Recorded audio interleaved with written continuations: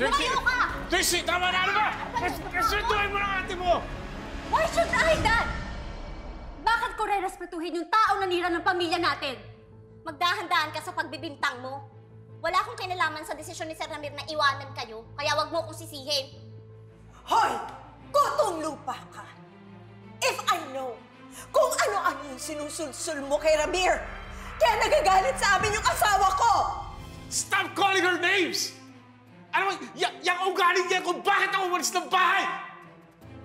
Kung hindi mo mabago yung ugaling yan, talagang hindi na ako babalik sa inyo. Ano? Masaya ka na ba? Masaya ka na ba nang dahil sa'yo kaya nagkakaganyan ang asawa ko? Trisha! Wala ka na patansaktan ako! Tumagal, ha? O, ha? Ang mukha mo na, ha? Tama na! Trixie, stop it! Trixie, ano ba? Bakit mo pinapagalitan si Trixie? Eh, yung anak mo sa labas yung nagsimula ng lahat ng ito. She deserves it!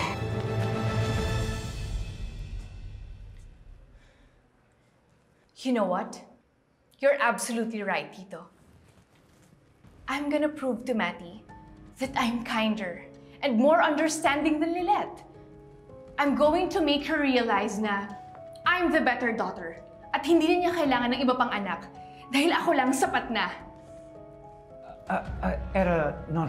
That's not what I meant. I think you misunderstood me. Let's go na, Tito Spanky. Baka malate pa tayo sa defense strategy meeting. Come on.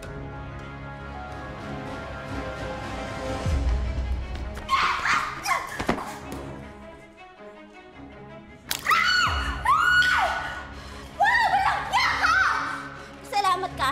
Yan lang napala mo. Nagtitimpi lang ako dahil mas bata ka sa akin, pero pag di ka tumigil, papatulan talaga kita! Hindi na ako natatakot sa'yo, Lilette! Sinira mo na yung pamilya ko, sinira mo yung buhay ko! So now, I'm gonna ruin your face! Tama na! Trixie, ano ba? Ano ba? Ano ba? Tama na! Ako makakaaway mo! Tumigil ka! Ramir! Ano ba yung ginagawa mo? Bakit hindi mo tratuhin ng patas yung mga anak mo? Bakit yan lang yung kinakapihan mo? Walang ginagawa si Lilette! Kayo yung sumugod dito, sinasaktan nyo siya, inaakusan nyo kung ano-ano! Dahil yan sa mga ugali ninyo! At bakit ko kayo kakapihan? Siya ang rason kung bakit hindi nabigyan ng hustisya yung pambababoy kay Trixie!